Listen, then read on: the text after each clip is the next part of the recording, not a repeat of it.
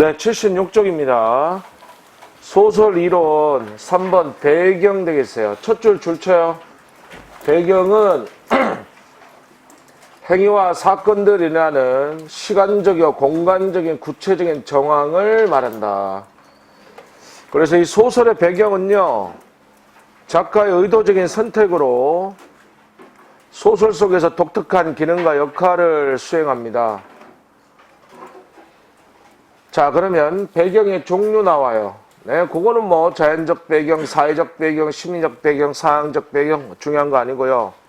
아래쪽 2번에 배경의 기능 나오는데 요거는 별표 한번 치세요. 6가지가 나오는데요. 그 중에서 이제 3가지가 되게 중요한 건데 그 중요한 거를 좀 보겠어요. 2번 밑줄. 작품의 전반적 분위기를 조성한다. 배경 자체가 소설 작품의 전반적 분위기를 조성할 수 있어요. 여기 봐요. 예를 들자면 2번의 예가 되겠어요. 네, 많이 우리 예로 드는 바로 현진건의 운수 좋은 날.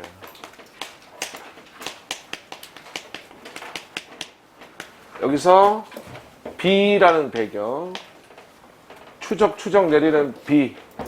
이 비는 작품의 비극적 분위기를 조성한다. 하나 더 얘기하자면 김정환의 사하촌이라는 작품이 있는데 이 작품에서 가뭄의 배경, 비 한 방울 내리지 않는 가뭄의 배경은 농민의 고통, 바로 일제강점기 농민의 현실, 그 분위기를 조성합니다. 다음 3번 갑시다. 밑줄. 소설의 주제를 드는 역할을 한다. 배경 자체가 소설의 주제 형성에 기여합니다.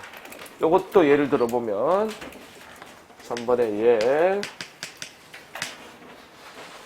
하근찬의 순환 이대라는 작품이 있는데 하근찬의 순환 이대에서 외나무 다리가 있어요.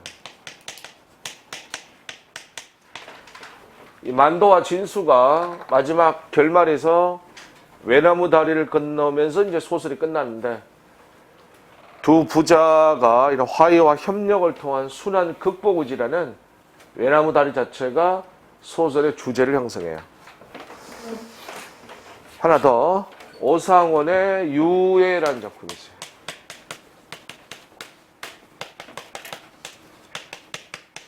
여기서 눈. 이 눈이 이 눈에 그 국군 소대장의 총살당한 피가 뿌려져요. 이거는 전쟁의 비인간성이라는 주제 형성에 기여하게 된다. 다음. 내려가서 6번 밑줄. 인물의 심리와 사건의 전개를 암시하는 역할을 하기도 한다. 네, 이것도 예를 한번 들어봅시다. 6번의 예는 먼저 이효석의 메밀꽃 필 무렵.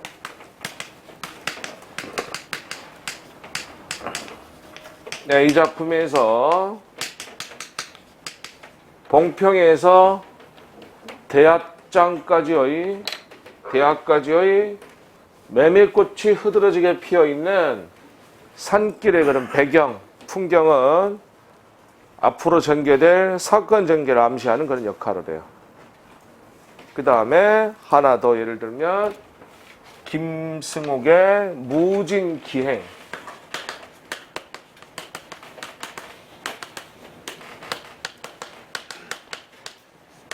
그래서 안개로 상징되는 배경은 주인공의 혼란스러운 의식 세계를 암시한다. 이런 것들이 이제 배경이 담당하는 기능이 되겠습니다. 다음으로 가겠습니다. 5번. 시점과 거리, 왕별표 치세요. 네, 지금까지 배운 소설 이론에서 압도적 출제입니다. 소설 나오면 이 시점 문제 하나는 거의 확실하게 나온다고 보셔도 되겠습니다.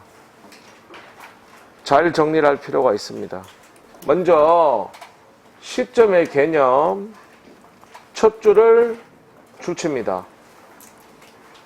인물 및 사건을 바라보는 서술자의 위치와 각도, 이것을 우리는 시점이다 이렇게 부릅니다.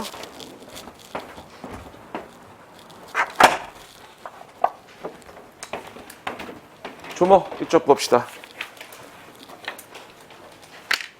잘 듣습니다. 시점에 대해서 얘기하겠습니다. 자, 시점의 정의는, 소설의 시점의 정의는 소설에서 말하는 사람을 서술자라 그래요. 서술자의 위치와 각도다. 그래서 우리는 시점이라고 부릅니다. 그래서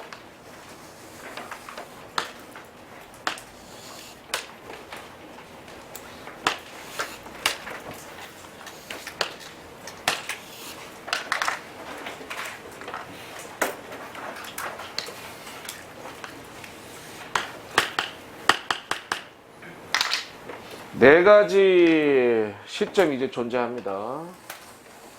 설명을 한번 들어봅시다. 첫 번째, 기준 두 개가 있는데요. 첫 번째 기준은 서술자의 위치가 되겠어요. 위치. 서술자의 위치다.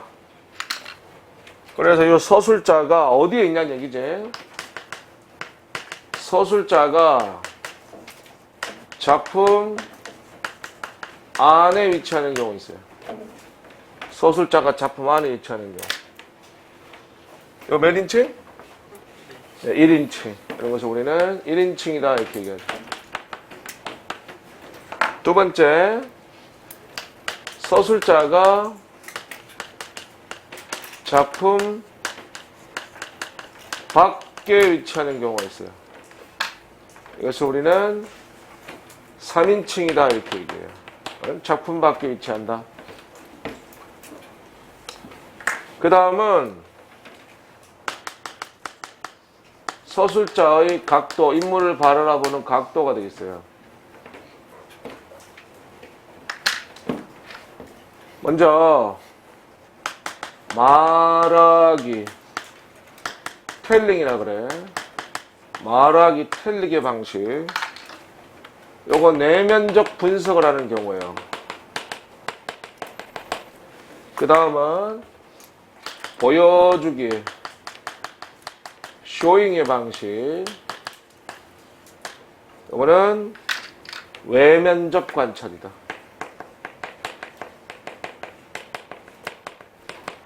외면적 관찰. 자, 일단 이렇게 세팅이 완료돼요. 그리고 이제 네 가지 시점이 존재해요. 우선 시점 파악을 하는 데 있어서 중요한 얘기를 하나 할게요.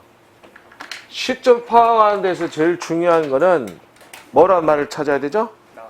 나. 요 말이 제일 중요해. 요 말이 굉장히 중요한 거야. 나란 말을 먼저 찾아야 돼. 지문 속에서. 나란 말이 등장하면 일단 몇 인칭? 1인칭이야. 1인칭이다. 요걸 찾는 게 시점 파악에서 제일 중요한 관건이야. 나란 말이 있으면서 자기 자신의 이야기라는 거. 이게 바로 1인칭 주인공 시점이에요. 나란 말이 등장하면서 주인공을 관찰하는 거. 이게 바로 1인칭 관찰자 시점이에요. 됐습니까? 그러면 나란 말이 없다. 나란 말이 없고 그대, 그녀, 영희, 철수 인물 이름이 나왔다. 이거는 이제 3인칭이야. 이때 서술자가 작품 밖에 위치하면서 이런 말이 있고 인물의 내면을 분석하고 직접 개입하는 거. 여기 바로 그 유명한 전제적 작가 시점이에요. 그렇지 않고 객관적인 거리를 유지하면서 관찰하는 게 바로 3인칭 관찰자 시점이다. 요거 다른 말로 작가 관찰자 시점이다 라고도 합니다. 주목. 여러분, 소설의 시점 4개의 이제 특징을 볼 텐데 이 얘기부터 하고 갑시다. 소설의 시점 4개 가운데 제일 많이 등장하는 시점, 제일 많이 나오는 건 뭘까요? 압도적인 비중인데 소설이 만약에 100편 정도 있다 그러면 한 60편 이 시점이에요. 그게 바로 뭘까요? 전제적 작가 시점이에요. 압도적인 비중이다. 그 이야기는 전제적 작가 시점이 시험에서 제일 잘 나오겠습니다. 그렇죠? 그럼 반대로 거의 희박한 시점, 거의 그 드문데 시험에 거의 나온 적이 없는 시점이 하나 있어요. 지금까지 출제된 적이 거의 없어요. 왜냐하면 작품 편수 자체가 거의 희박해. 그럼 바로 뭔가 하면 3인칭 관찰자 시점이에요. 알겠습니까? 네. 제일 많이 있는 건 전제적 작가다. 그 다음에 뭐 1인칭 주인공 관찰자, 얘가 제일 적다. 이렇게 알아두시고. 자, 그러면 각각 4가지 시점의 특징에 대해서 살펴볼 겁니다. 알겠습니까? 네. 주목 여기 봐요. 소설 이론에서 제일 잘 나오는 건 뭐다? 지금 이 시점이에요. 지금 얘기하는 이 시점에 관한 문제가 제일 출제가 잘 돼. 알겠지? 그러니까 소설 이론에서 가장 중요한 건 바로 이거다. 소설의 시점에 관한 거다. 이렇게 생각하시면 돼요. 이걸 그러니까 개념을 확실하게 잡고 있어야 돼. 그리고 각 4개의 시점의 특징과 효과를 알고 있어야 돼. 물론 인차적으로 할 거는 제일 먼저 할 거는 지문을 주면 시점을 일단 뭘 해야 돼? 파악해야 되겠지? 4가지 시점 가운데서 어딘가를 파악해야 되고, 두 번째는 그 사용된 시점의 특징이나 또는 효과를 알아야 되겠지. 이건 지금부터 정리할 거고요. 알겠습니까? 봅시다. 책 봐요. 자, 박스표 있나요? 네, 박스표 별표고요. 서술자 위치와 각도다 이렇게 갈 수 있겠고요. 4가지 시점 표로 정리됐고요. 설명 다 있어요. 하나씩 보겠습니다. 1번 1인칭 주인공 시점 밑줄. 주인공 나아가 자신의 이야기하는 시점이다. 자기 자신 이야기하는 거예요. 중요한 거 출첵했어요. 동그라미 1번 밑줄. 독자에게 신뢰감과 친근감을 준다. 2번도 밑줄. 주인공의 내면 세계를 그리는데 효과적이다. 가로 열고 주관성이라고 적습니다. 주관성. 독자는 주인공이 본 것, 느낀 것만을 알게 된다. 형식은 일기체, 수필체, 기획문체, 서간문체. 서간문은 편집글을 말하는 거야. 주목.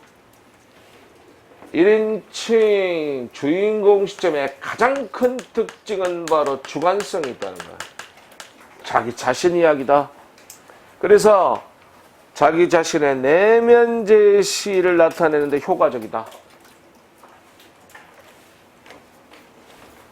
아래쪽에 얘가 나와요.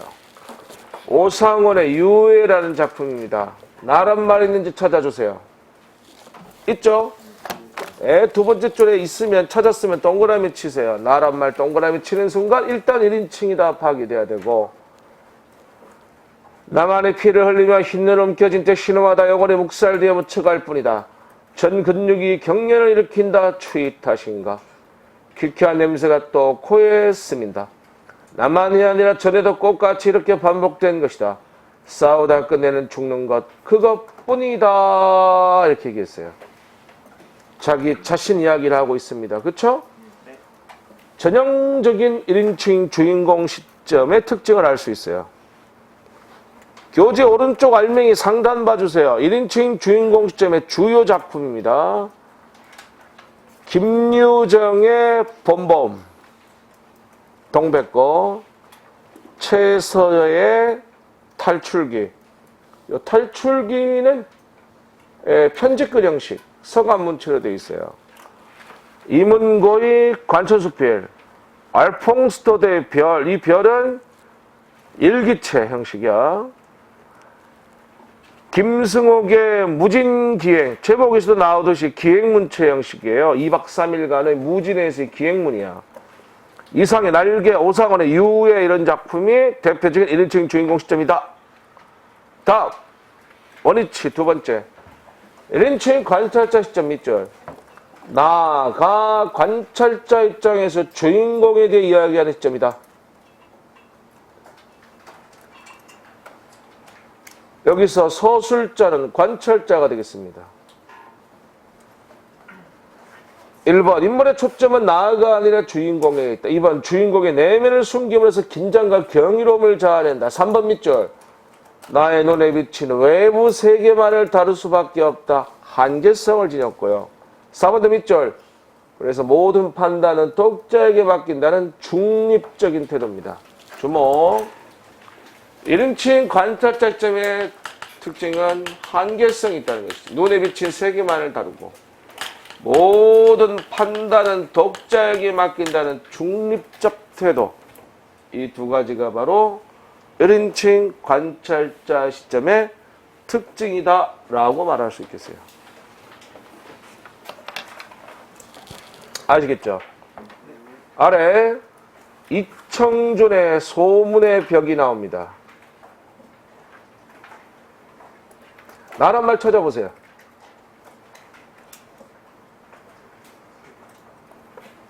나란 말 있다, 그치? 네. 찾았으면 동그라미 세 번째 줄. 일단 1인칭. 나에게는 그렇게 생각되고 있었다. 박준 밑줄 쳐줘요. 거기 주인공이야. 주인공이라고. 나가 관찰자이자 서술자고 박준이 주인공이야. 그래서 나가 박준이란 주인공을 관찰하고 있어요. 1인칭 관찰자 시점이에요. 오른쪽 알맹이 1인칭 관찰자 시점의 주요 작품 주요섭의 사랑손님과 어머니. 이 작품 서술자가 6살 난 아이 오키입니다. 그렇죠? 네. 주목. 1인칭 관찰자 시점의 특징을 가장 잘 보여주는 작품이죠. 사랑손님과 어머니. 6살 난 아이 오키죠? 그 내용 대충 아십니까? 24살 먹은 청산가부가 어머니죠. 그 집에 체육교사가 하숙도로입니다. 그렇죠? 사실 따지고 보면 엄마랑 체육교사랑 아저씨랑 둘이서 썸 타는 이야기죠. 단 6살은 아이 눈에는 보여요, 안 보여요? 안 보입니다. 근데 그 글을 읽는 독자들은 다 알고 있죠. 둘이서 썸 타고 있는 거, 그렇죠? 안 보여요. 어린아이의 시각에서, 순수한 시각에서 보고 있어요. 눈에 비친 세계만을 다루는 한계성. 모든 판단은 독자에게 맡겨. 독자들은 다 알고 있어. 아, 둘이서 썸 타고 있구나. 애 눈에는 안 보입니다. 그렇죠? 예, 애꿎은 계란만 자꾸 처먹으라 그러죠. 김동리의 화랑의 후예, 최만식의 치숙, 여른길의 장마, 주목. 여기 봐요. 저를 봐요. 유능길 장마. 유능길의 장마. 이것도 1인칭 관찰자 시점이에요. 알겠습니까? 네. 이 작품도 어린아이 나가 등장합니다. 역시 1인칭 관찰자 시점으로 나의 눈에 비친 세계를 얘기하고 있다. 알겠습니까? 예. 네. 과거를 회상해서 과거에 있는 나의 이야기가 회상되는 소설이에요. 알겠죠? 다음. 박안서의 그 여자네지, 현진건의 고향, 이청준의 소문의 벽 모두 1인칭 관찰자 시점이 되겠습니다. 아시겠죠? 네. 아래쪽 문제 하나 있어요. 소설 사랑손님과 어머니의 시점에 대한 설명을 옳은 것은 1인칭 관찰자 시점이라고 했지? 네. 1번 의식의 흐름기법 이런 거 없습니다. 해당 사항 없고요. 2번 현진건 고향 이상의 날개가 대표적이다. 현진건 고양은 1인칭 관찰자 맞아요. 이상의 날개는 1인칭 주인공 시점이니까 그건 아니에요. 작가가 직접 개입하여 사건을 진행시키고 인물을 논평한다. 이건 전지적 작가 시점이고요. 4번 외부 관찰에 의거하여 해석이나 평가를 하지 않고 있는 그대로 제시한다. 이건 3인칭 관찰자 시점이고요. 5번 부수적 인물이 나아가 주인공의 이야기를 소설한다. 정답이죠? 1인칭 관찰자 시점이다. 넘겨. 3번 별표 제일 중요한 거다. 전지적 작가 시점 밑줄. 서술자가 인물의 심리나 행동을 분석하여 서술하는 시점으로 전지전능한 신과 같은 위치에 있어요. 1번 밑줄.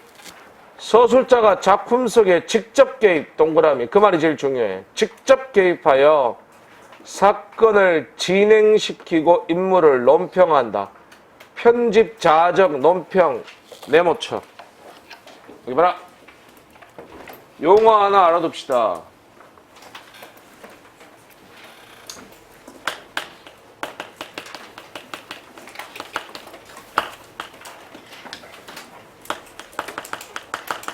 편집, 자적, 논평.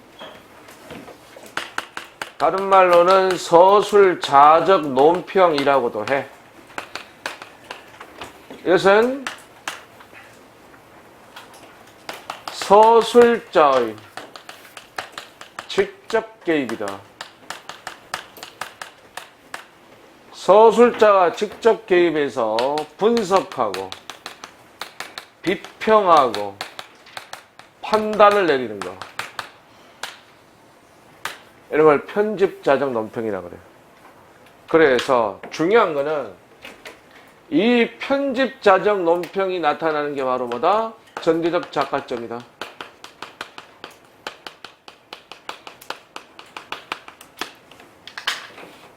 여러분 무슨 예능 프로 하나 있는 것 같은데 요즘도 있는지 모르겠습니다만 옛날에 이영자 MC 보는 무슨 예능 프로 저 보지를 못했는데 제목만 들어봤는데 전지적 참견 시점 뭐 이런 거 있었던 것 같은데 그쵸?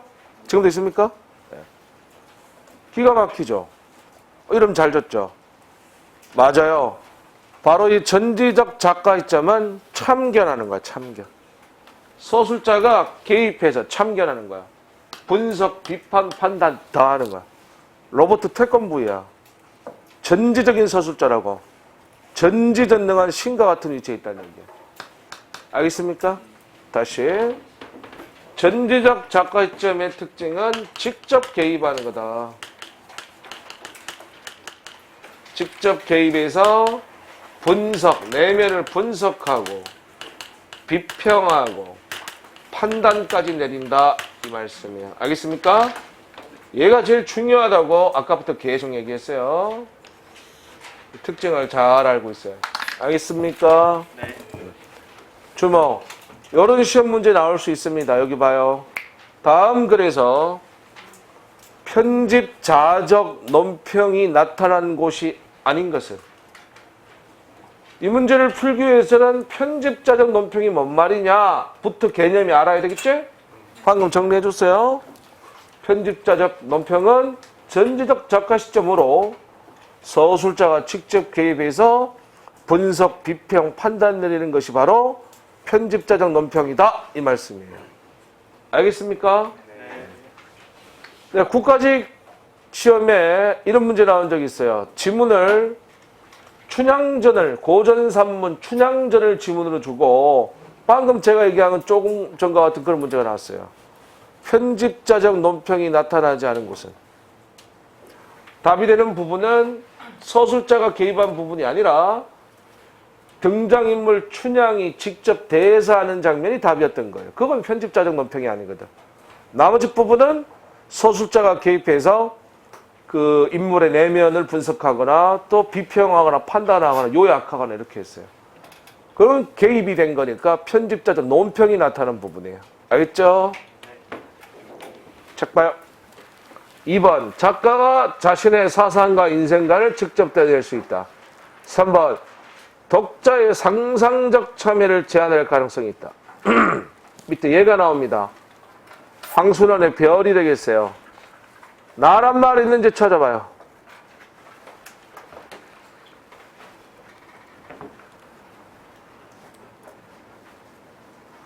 아무리 읽어봐도 끝까지 봐도 나란 말은 없습니다. 그렇죠? 일단 3인칭이고요. 끝에 두 줄 줄칠까요? 노이에게서 돌아간 어머니의 그림자를 찾던 마음은 온전히 사라지고 어머니가 노이처럼 미워서는 안 된다고 머리를 옆으로 젓다. 내면이 분석되고 있죠? 아이의 심리가 나타나고 있잖아요. 그렇죠? 이런 부분이 내면 분석 편집자적 논평이야. 서술자의 직접 개입이라고. 전형적인 전지적 작가 시점의 특징이 나타난 부분이다라고 얘기할 수 있겠어요. 왼쪽 알맹이.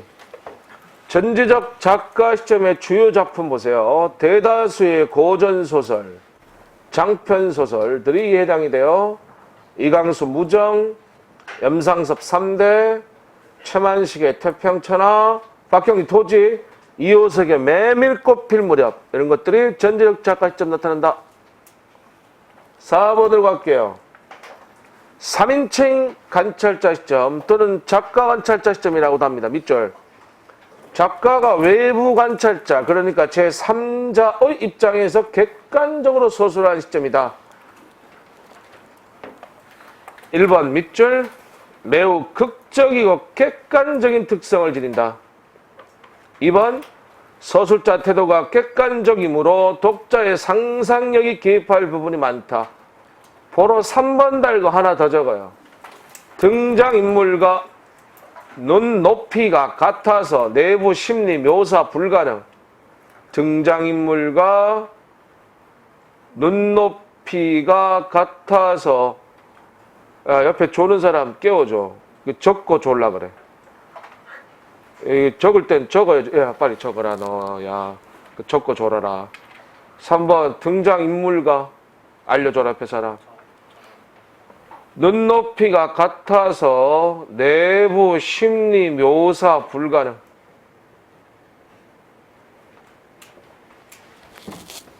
주목. 3인칭 관찰자 시점의 가장 큰 특징은 바로 객관적이라는 거죠. 철저하게 객관적이다. 냉철하게 객관적으로 외부 관찰자 입장에서 바라다보는 것이 3인칭 관찰자 시점이다라고 생각하시면 되겠습니다. 아시겠죠? 네. 예문 나와 있어요. 김동인의 감자입니다. 나란 말 찾아봐요.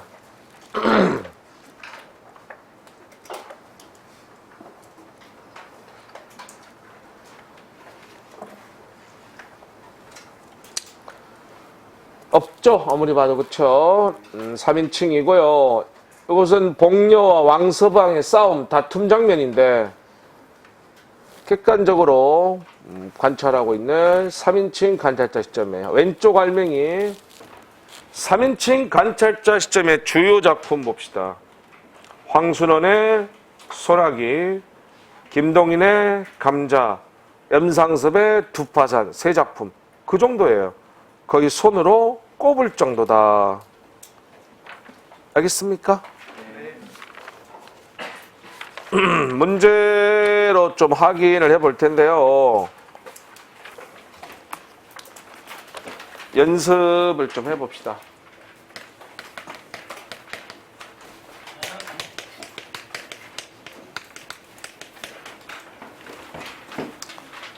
(78쪽에) 그 기출문제가 하나 있고요. 79쪽에 그 위에 연습문제 2개가 있어요.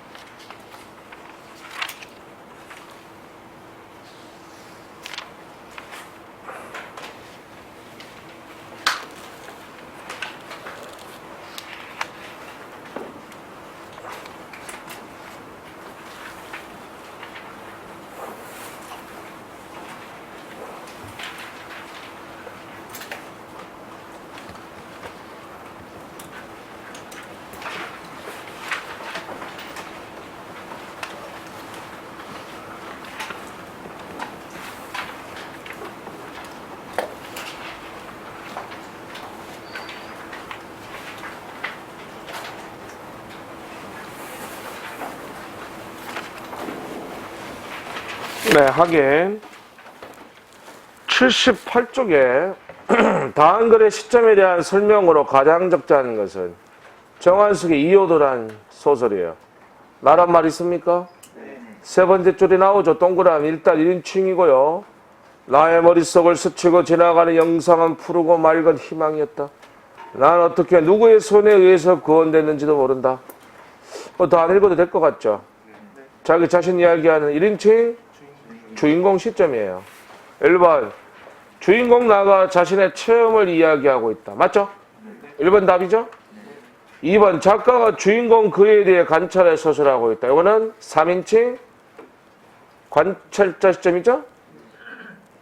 3번 작가가 제3의 인물 그에 대해 자세히 묘사하고 있다. 이거는 전제적 작가 시점이고요. 4번 주인공 나가 다른 인물에 대해 관찰해 서술하고 있다. 이거는 1인칭 관찰자 시점입니다. 다음 79쪽에 시점 파악 연습 문제 1번. 네, 요거는 지문이 김유정의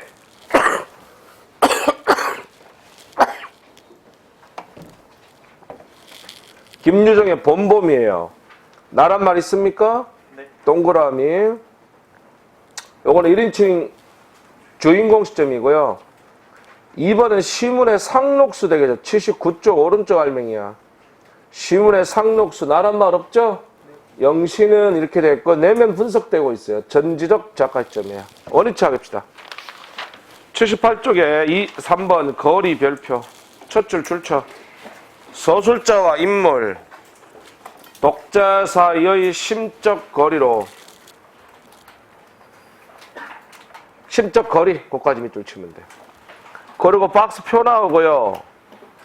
79쪽에 설명 나오는데 이거 좀 어려워요. 복잡해서 제가 표로 하나 알려드릴게요. 79쪽에 그림 나옵니까? 네. 별표. 요거는 제가 특허낸 거예요. 대한민국 그 어떤 책에서도 볼 수 없는, 왜? 제가 만든 그림이니까. 그 그림으로 거리 개념을 이해할 거예요. 그러니까 이걸 설명해 줄 수 있는 사람은 저밖에 없다 이 말씀이야. 왜? 내가 만든 거니까. 여러분은 제 설명을 들으셔야 됩니다. 주목. 요 시점이 나오면 같이 나오는 게 거리예요. 시점과 거리. 요 거리라는 것은 이제 정서적인 친밀도를 말하는데 가깝다와 멀다로 이렇게 표시를 하죠. 세 가지 축이 있습니다. 설명을 잘 듣고 여러분들 연습해서 한번 그려보셔야 돼요. 그래서 거리 문제가 나오면 요 그림을 딱 그려놓고 보고 풀어야지 실수 안 합니다. 아시겠죠? 잘 봐. 여기에 서술자가 있어요. 서술자. 서술자가 있다. 여기에 인물이 있어요. 인물이 있다.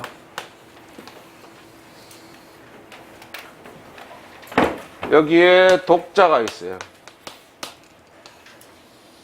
이렇게 세 개. 요걸 요렇게 연결하면 삼각형이 되겠다. 그치? 삼각형이 나오죠. 이렇게 해놓고 그 다음 말하기 시점 이 두 개가 있겠죠. 뭐뭐 있죠? 1인칭 주인공 시점과 전지적 작가 시점이 있다. 그치? 네. 그 다음 보여주기 시점이 두 개가 있죠. 관찰자 시점 두 개가 되겠다. 그쵸? 1인칭 관찰자 시점과 3인칭 관찰자 시점이 있다. 그쵸? 그러면 그 다음에 잘 봐. 이렇게 그려놓고 나면 자연스럽게 여기는 거리가 짧고 여기는 거리가 길죠? 길이가. 그쵸? 그래서 이렇게 여기는 길이가 짧아요. 이건 길이가 길어요. 길이가 짧은 쪽을 가깝다 이렇게 하면 돼요. 이건 멀다 이렇게 하면 돼. 여기도 마찬가지겠죠. 여기도 가깝다 여기는 멀다 이렇게 되겠죠. 그렇지? 그런데 인물과 독자 사이의 거리는 반대야. 여기는 짧지? 얘는 이거 뚫고 올라가야 된다. 그치? 길다. 그래서 짧은 거는 뭐라고? 가깝다. 긴 거 뭐라고? 멀다. 이렇게 하면 끝. 이렇게 하면 끝이다. 설명을 할게. 서술자와 인물 사이의 거리는 말하기 시점은 가까워요. 보여주기 시점은 멀다. 서술자와 독자 사이의 거리도 마찬가지다. 그러나 인물과 독자 사이의 거리는 다르다. 이렇게 생각하면 돼요. 독자의 역할이 있냐, 몫이 있냐를 생각하면 이해하기 쉬워요. 관찰자 시점은 모든 판단을 독자에게 맡기죠. 그러니까 독자가 인물에 대해서 할 일이 있어 없어? 있죠. 존재하죠. 그리고 정서적 거리가 가까운 거야. 하지만 말하기 시점은 예를 들어서 전제적 작가 시점 같은 경우에는 독자가 할 일이 있어 없어요? 없어요. 누가 다 해버려요. 서술자가 분석, 비평, 판단 다 하잖아요. 그쵸? 서술자가 할 일이 있다 없다? 없다. 그러니까 정서적 거리가 뭐 할 수밖에 없다? 멀다. 이렇게 얘기할 수 있는 거. 이해되십니까? 네. 예. 예를 들어 볼게요.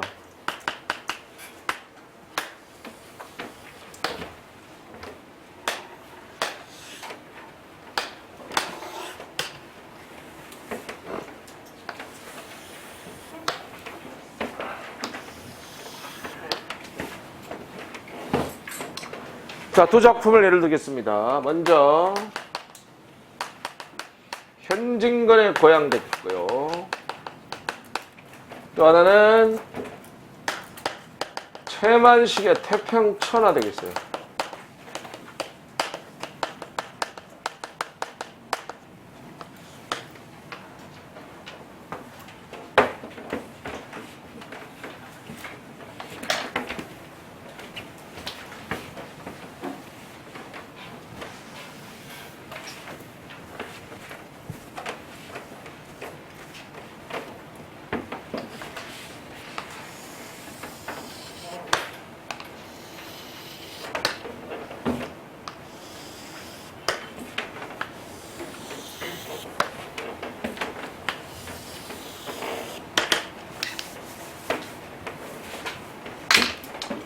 자, 현진건의 고향은 시점이 1인칭 관찰자 시점이에요. 최만식의 태평천하는 전제적 작가 시점이에요.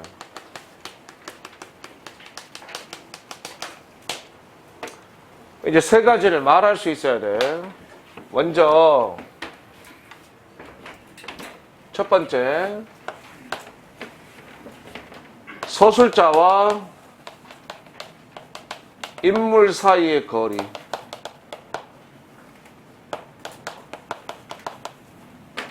두 번째, 서술자와 독자 사이의 거리. 세 번째, 인물과 독자 사이의 거리.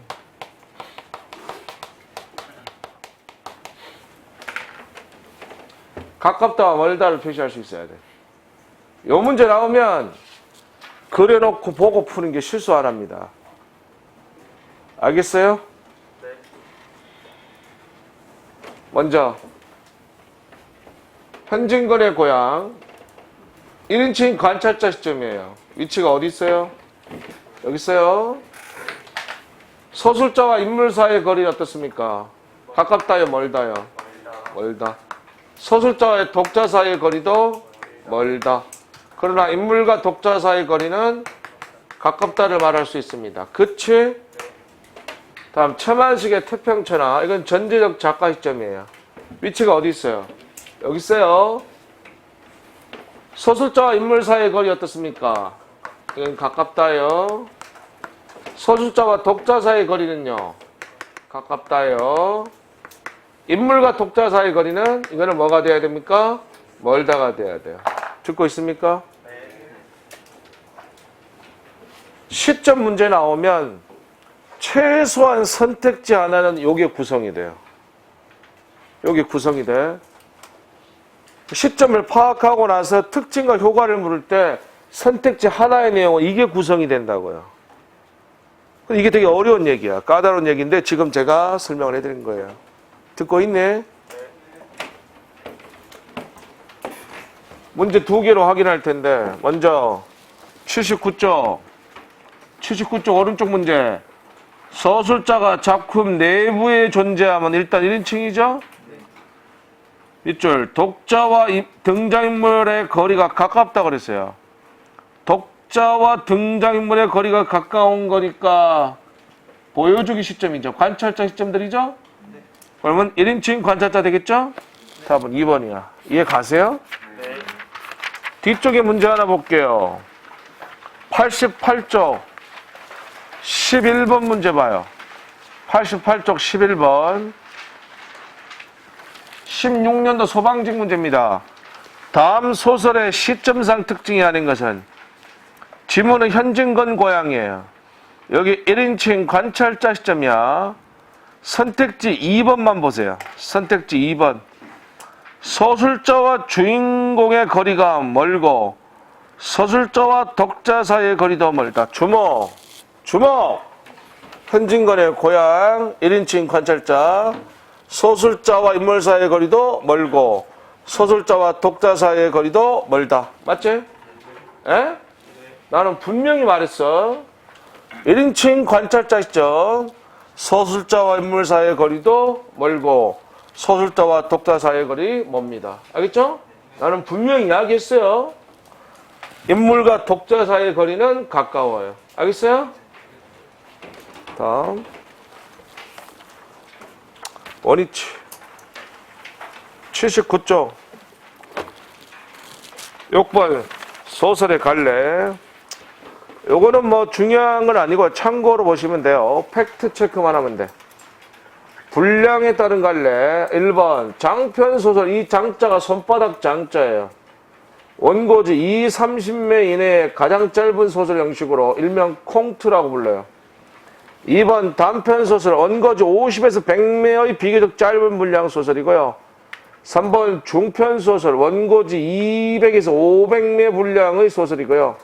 4번 장편 소설. 이 한자 긴 장자로 원고지 1000매 이상의 긴 분량 소설이에요. 넘겨. 2번 내용과 경향에 따른 갈래. 1번 대하소설. 장구한 시간의 흐름 속에서 이루어지는 방대한 분량의 소설로 한 10권짜리 이상 되겠어요. 박경리 토지 이게 16권짜리고요. 홍명희 인꺽정이 10권짜리예요. 2번 빈공소설. 주로 가난한 삶을 다룬 그런 소설로 우리 소설사에서는 1920년대 일제강점화 현실이 주로 빈공소설의 배경이 돼요. 최서희의 탈출기, 현진건의 빈처, 김동인의 감자. 3번 가족사 소설. 한 가족의 흥망성쇠 내력을 다룬 소설로 연대기 소설의 형식을 띠고 있어요. 박경리 토지, 염상섭 3대, 김남천의 대화입니다. 4번 서간체 소설은 편집글 형식의 소설로 자기 고백적인 내용입니다. 최서의 탈출기, 이광수의 어린 버세계. 5번 번안소설은 외국의 소설을 각색해 옮긴 것으로서 장안몽, 이 조중환의 장안몽인데 일명 이수일과 심순애라고 하죠. 내려가서 알맹이 박스. 고전소설과 현대소설의 차이점, 특히 고전소설 별표. 주제는 권선징악을 내세웁니다. 권선징악 밑줄. 여기 봐요. 이 기본적인 한자성어인데 이거 시험 문제 나온 적 있는데 모르시면 안 돼. 권선징악 뜻이 뭐예요? 선한 걸 원하고 착한 것을 원하는. 착한 거, 선자, 착한 것을 권하고 나쁜 사람은 벌을 주는 거야. 이게 권선징악이 알겠습니까? 네. 착한 사람은 복을 받는 거고 나쁜 사람은 벌을 받는 거야. 그 다음 결말은 거의 모두가 밑줄, 행복한 결말, 해피엔딩으로 끝이 나고요. 문체는 암기와 낭독에 편리한 운문체. 표현 기교는 과장과 나열, 한문 문장이 빈번히 삽입되어 있고요. 등장인물은 시종 일관, 전형적 평면적 성격이고 구성 방식은 거의 시간의 순서에 의한 밑줄, 일대기적 구성이에요. 그 세 개가 중요해요. 밑줄 친 거. 거기 왼쪽에 가로 놓기로 나올 거예요. 가로 채워봐요.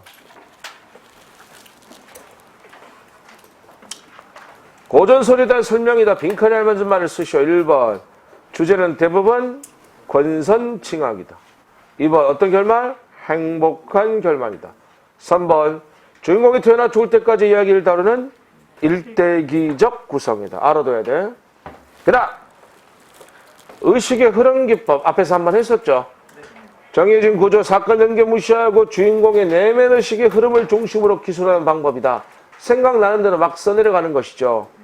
주요 작품 알아둬야 되지? 오상원의 유해, 이상의 날개, 박태원의 소설가 구보시의 일일. 다음 페이지. 몽따주 기법, 일명 짜깁기 수법이라고도 하는데 한 시점 동안 여러 곳의 상황을 겹쳐서 기술하는 방법이에요. 다음 파노라마식 묘사, 카메라로 찍듯이 쫙 펼쳐서 외면 풍경을 묘사하는 기법이야. 일명 카메라 아이 기법이라고도 해. 이때 아이는 영어 아이, 눈 아이를 말해요. 대표적인 작품이 박태원의 천변 풍경 되겠는데 1930년대 서울 청계천변을 중심으로 살아가는 가난한 서민들의 일상을 그린 소설이거든. 카메라로 찍듯이 쫙 일상의 삶들이 펼쳐져 있어. 파노라마식 묘사다 이렇게 말할 수 있습니다. 알겠습니까? 네. 자, 여러분 이렇게 해서 소설 이론 마치겠습니다.